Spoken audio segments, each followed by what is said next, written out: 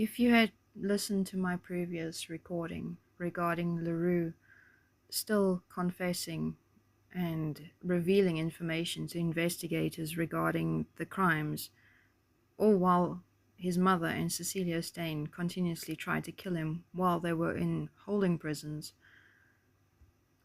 and then at the same time, if you take into account that since the age of 10 years old, Leroux and Marcel were brainwashed. They were flooded, they were bombarded with everything regarding Cecilia Steyn. The nonsense, the lies, the brainwashing, the manipulation, the list literally and honestly never ended. And ultimately, for Leroux and for Marcel, they were both basically damned if they do and damned if they didn't. If they did not carry out any crimes or any biddings that Cecilia and Marinda wanted them to, they would be punished for it, even if it was by means of death. And if they did carry out the crimes, they would still be punished. These two kids honestly had no chance in life. From the ages of 8 and 10 years old, they were thrown into this whirlwind of nonsense, a complete entrapment, with nowhere and no one else to run to for safety, and absolutely no means of escape. I mean, if you think about it, there were many people who managed to escape from Cecilia, and so many, most of them actually, were killed. So, in all honesty, what chance would Marcel and Marin and her brother Leroux stand in trying to escape? They were completely vulnerable in every aspect. So after the numerous years of being numbed out, being brainwashed and manipulated by Cecilia and their mother in their very early years, pre-teenage years, and again having no means of escape, and again also having witnessed just seeing what happens to people who leave Cecilia, even if at that point they didn't know that Cecilia herself was doing these horrendous things to the people that left her or wanted to expose her. These two kids had already seen what happens or what would happen to someone who wanted to expose Cecilia or left her. So you can only imagine the whirlwind of chaos and confusion and fear that ran through their minds since a very early age. And not only that, it became incredibly far worse. When Leroux was first brought into the crimes, he was brought into them before Marcel was. And there was a scenario where Marinda told Leroux to kill, and Leroux did not want to. He refused to. He did not want to take someone's life. Marinda, his own mother, held a gun to his head. A mother holding a gun to her own son's head, saying that if you do not kill, I will kill you. By that point, Leroux would never have had a doubt in his mind that his mother would have pulled the trigger. He would have never doubted that his mother would have killed him if he did not kill. I can't even begin to imagine what would have run through his mind in that moment. I mean, your own mother holding a gun to your head, saying if you don't take this person's life, I'm going to take your life, and then I'm going to take the other person's life anyway. So this person is dead either way, but if you don't do it, you're also going to be dead. He was damned if he did, and he was damned if he didn't. He was stuck. He was trapped. Leroux was forced into this life of horrendous crimes that he did not even want to be a part of. And at the same time still being brainwashed into believing that they were busy carrying out all these crimes and murders for a good cause. I mean, electus per deus is supposed to mean chosen by God. So for Marcel and Roux, in their minds and with what I have witnessed with Cecilia herself, she portrayed herself to be this basically holier than thou person, this person who could quote scripture to scripture from the Bible from cover to cover, even word for word with references. And she would do it in such a manner that she would look saint-like, like Mother Teresa. Even more so, to the point that I would honestly say that she was so saint-like and so brilliantly displaying this act of innocence and of being a Christian that I don't even know if I would even personally be able to trust Mother Teresa herself after what I had personally witnessed with Cecilia. It was just that brilliant. It was just that convincing. So from the ages of 8 and 10 years old, Marcel and Roux were brainwashed into believing that they were serving for the higher good, that they were carrying out these crimes, no matter even if it didn't make sense to them. At the end of the day, it was always aimed at basically being something that was done in God's honor. It was always for a greater cause, despite what it involved, despite how it looked. And I can guarantee you that, I mean, even in my own personal scenarios that I had gone through with Cecilia, with her nonsense explanations, even if you had absolutely no idea how something could make sense or would make sense in being attributed to something being good when it looks so horrendously bad or so wrong, she would come up with this complete spiral whirlwind of nonsense reasoning that left your mind in chaos to the point where you were honestly clueless. You did not know what to think because she was very good at confusing you and eventually breaking you down to just agreeing with her because she seemed to know that this was the right path. She understood it. Even though you didn't understand it, you haven't grasped this concept yet, but she did, so it must be okay. And even though that still doesn't even make sense, that's basically how most of her nonsense reasonings also would boil down to. I mean, for Roux and Marcel, their first introduction to Cecilia was this woman who was raised in the occult, was escaping from the occult because she was now trying to live her life for God. And Cecilia had so many, and I mean so many claims for what God was going to do with her life, which I'll get to in another podcast because that's a whole other shock factor for itself. But these claims were extensive. They were unbelievably, exaggerated, if anything. But I suppose if you could put it this way, if God had apparently rescued someone who was supposed to be the bride of Satan, who was destined to open the gates of hell on earth, to then rescue this person and take them to the other opposite extreme to be used for the higher good. So you're talking about from one extreme to the other, an extreme bad or extreme evil scenario, to then be thrown into the complete opposite contrast of being in the extreme good scenario with an extreme good purpose. So all these factors would play into reasons that Cecilia would give, because this is where she had supposedly come from. This is what God had supposedly done. So at the end of the day, everybody actually in Cecilia's group was clueless when it came to satanic practices and anything occult-wise. But Cecilia was apparently well versed.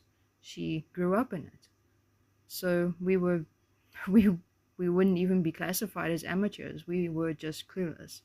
Whereas she was supposed to be the strongest witch in the world.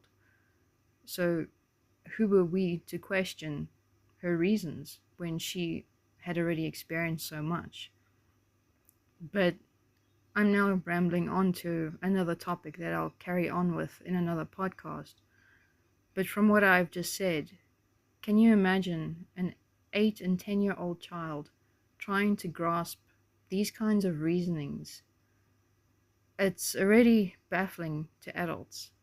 An 8 and a 10-year-old child being thrown into this, being bombarded with this nonsense, and then still being brainwashed further with more manipulation, and then divided one from the other, sister from brother, children from mother, friends from other friends, complete isolation one from the other, where each person is completely and solely dependent on Cecilia herself. Everyone's allegiance was to Cecilia. There was complete division within the group, even though everyone worked like a group. At the end of the day, everyone was only loyal to Cecilia. They did not rely on anything from anybody else, even if it was the truth, even if it was a spoken word, even if it was a kind and caring act. Everyone was built up so much one against the other that even if one person in the group was nice to the other, Cecilia would then drive a further wedge, making it seem like there was a hidden agenda behind that act of kindness. So things were never what they seemed. But then again, at the end of the day and after all these years, that is the truth. Things were definitely not what they seemed. But it just dove so much deeper than the overall scenario, because this spiral just never ended. It's basically a spiral within a spiral within a spiral, non-stop. It's chaos. So for an adult to try and grasp this, it's honestly, even still today, when I think about certain things, I still shake my head because I can't wrap my mind around certain scenarios, certain nonsense reasonings. So as an adult, it leaves me in this kind of confusion. But what chance would an 8 and 10-year-old child have in trying to figure out what is truth versus what is not? Especially if their own mother, a mother who raised them, a mother who was supposed to guide them and protect them, they would have looked up to their mother for the guidance, for the reassurance. And their own mother led them to Cecilia. Their own mother led them into trusting Cecilia, and into even further worse things than that. But going back to when the murders started involving Roux and Marcel, these two kids, they had no chance. A mother holding a gun to her son's head, the victim was going to be killed either way. But in that one instance, the first one, Roux had to decide in that moment, in that utter fear, panic-stricken, chaotic moment, whether he would have his mother kill him or not. I don't think any of us would be able to imagine what went through his mind, what kind of fear and torment and everything else that ran through him. He was damned if he did, and he was damned if he didn't, because his mother would have killed him, and he knew it. And the same scenario then later also happened with Marcel, when she was brought into the crimes. In Michaela's death, when Marinda started killing Michaela, and Marcel started to panic because the reality of the murders was hitting her. This hard, cold reality, witnessing her own mother killing somebody she knew. I don't think any of us could imagine what that would have felt like. And at the same time, similar thoughts and fears would have also run through Marcel's mind, because if her own mother saw any slight sense of panic or any slight sense of wanting to backtrack or back out of the whole scenario in any slightest form, Marinda wouldn't have hesitated to turn on her own daughter as well, and Marcel knew that. These two kids knew that their mother's allegiance was to Cecilia, that their mother would not have hesitated in any split second. She would not have had any second thought about killing her own children. Her kids would have been killed on the spot at even just a hint of wanting to backtrack. Not even a word spoken, just merely even a strange look in their eyes would have set Marinda off, or even Cecilia, because they would have posed as a threat, because they didn't go along with the plans. They were disproving, or, from Cecilia or of Cecilia. They did not do as told. For various reasons, these kids could have been killed, and they knew it. And sadly, they knew that the victims were going to be killed either way. And like I said, I don't think any of us could imagine that moment that would run through their minds, or ran through their minds rather, when they had to make that split-second decision in order to show any sign of fear, in order to kill or be killed. They were just kids. I mean, they were merely teenagers by the time that they were brought into the murders. They had been trying to survive the nonsense chaos, the daily, moment-by-moment nonsense chaos that they lived through with Cecilia, and with their mother, and with the others in the group. They saw what the others in the group were capable of. They saw what happened to those who left Cecilia. They saw what happened to those who even portrayed the slightest bit of a threat to Cecilia. They saw what happened to people who even made Cecilia in the slightest bit angry, even if these people had no clue that Cecilia was busy murdering or busy with any of the crimes. Cecilia merely just had to be upset with somebody in order to take revenge. I can only begin to imagine how these poor kids had to basically become emotionless robots in order to withhold their emotions, to withhold the fear, the confusion, the chaos that would run through their minds. I mean, like I said, if Cecilia or Marinda even saw something in Roux or Marcel's eyes, they would have been killed. That's how far Roux and Marcel had to go to in order to hide what was really going on the inside of them. And they were stuck. Their own mother brought them into this, forced them into this. They had no one else to reach out to. They had nowhere else to go to. And there are further details that I would like to give in order to explain how these kids could not turn to anyone else. But I cannot do that for privacy reasons of other people, and also for reasons for part 2 of this whole Krugersdorp killers case. Although sadly, I don't think it's going to be labeled the Krugersdorp killers case for much longer, because it spans much further than Krugersdorp.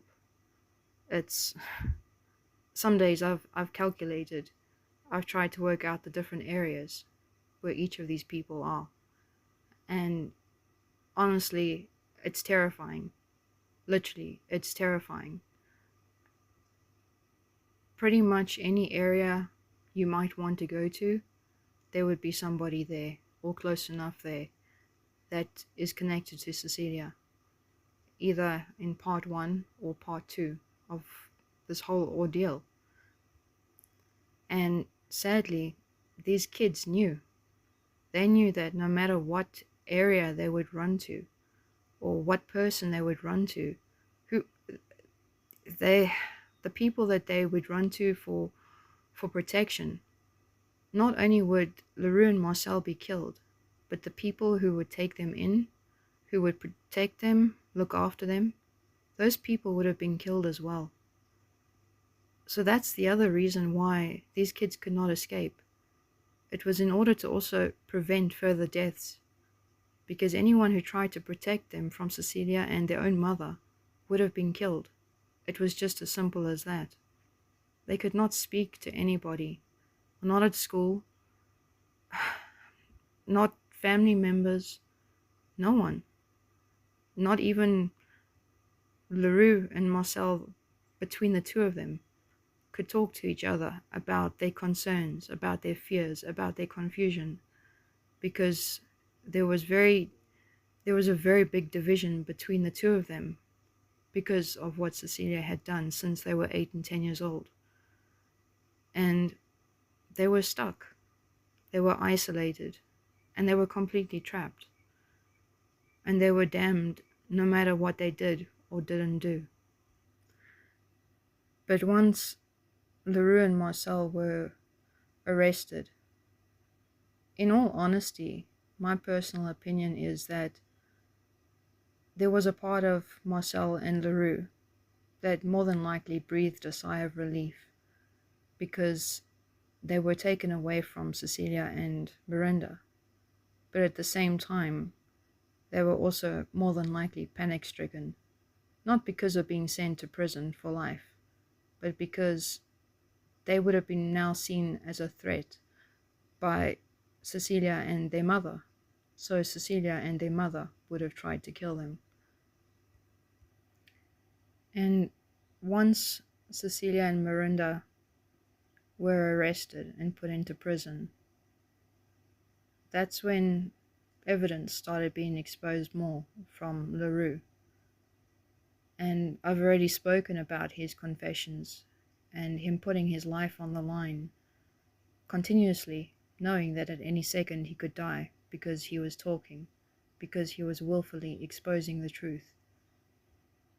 It took a lot longer for Marcel to do this, mostly because she was in the same holding cell as Cecilia and her mother up until her mother was sentenced for numerous lifetimes. Marcel was in the women's prison with Cecilia. She could have been outed at any moment. She was living in fear constantly. But Marcel eventually cracked. And that was up until she finally received the letter I had written her, exposing, or basically, more accurately to say, confirming the confusion that was running through her mind, giving her answers to the questions that were more than likely racing through her mind through her entire lifetime. She finally had the closure, she finally had the answer, and she broke down. She completely broke. And despite knowing that even though she was still in the same holding prison with Cecilia, Marcel confessed. When Roux confessed, he was separated. He was in a men's holding cell, and Marinda and Cecilia in a woman's holding cell. So there was a distance, a great distance between them. But Roux spoke up. But with Marcel, even though Cecilia was still with her, they were still in the exact same holding cell, the same woman's holding cell. Cecilia still had direct access to Marcel. Marcel still chose to speak up. She still chose to confess publicly, knowing full well that the day that she left the stand in the High Court in Johannesburg, going back to the holding cell, she could have been killed at any second afterwards, at any given second, because Cecilia had direct access to her. Marcel knew, after that confession, that could have been her last, but she still chose to speak up. And I do genuinely believe that both Marcel and Roux are genuinely remorseful for what they had been part of. I can't begin to imagine what really does run through them, the regret and everything else, but above all, I do believe that those two kids are genuinely remorseful of what they had been part of. And with putting their lives on the line, especially with Marcel towards the end, still being in very direct access to Cecilia, knowing she could have been killed straight after she had confessed, and confessed in so much detail as well, confessing to things that investigators had absolutely no clue that Marcel had been part of. So many of the things she confessed to, Marcel told it all on the stand. No one knew what Marcel was actually going to say when she stood up on the stand. We just knew that she wanted to say something. And in all honesty, everyone's jaw dropped. From the advocates to the investigators to those who knew her, everyone was dumbfounded. Not to just the point that she finally confessed, and confessed to the things that the investigators knew she was connected to, but she confessed to things she actually didn't even need to confess. She confessed absolutely everything. Up until that point, nobody knew that Marcel had actually murdered anybody. There was no evidence that Marcel had actually murdered. There was only evidence to say that she was part of the plans for crimes and for murders. But there was nothing to say Marcel herself had actually taken her life. And Marcel confessed to it. She openly confessed to having taken her life when she didn't even have to or need to. And I think, in all honesty, by her confessing everything, that shows how remorseful she is. And I know that after Marcel left the stand that day, I can only begin to imagine the fear that ran through her, fearing for her life. Cecilia managed to manipulate people in the holding prisons very quickly, and anybody could have outed Marcel on Cecilia's behalf at any given second. And at that point, after Marcel confessing, I know for myself and for the investigators and for the advocates and for Marcel's family, everyone was petrified that Marcel was going to be sent to the same prison as Cecilia when they were all finally sentenced. And I'm honestly just relieved to say and know that Marcel and Cecilia are in two very different prisons, and that Marcel's not even in the same prison as her mother. Because even if Marinda was in the same prison as Marcel and Cecilia was not with him, Marinda, she would have still outed her daughter. She would have still killed her at any given chance. So these two kids were damned if they do and damned if they didn't. And in the beginning of being brought into the murders, they first made the wrong decision because they feared for their lives.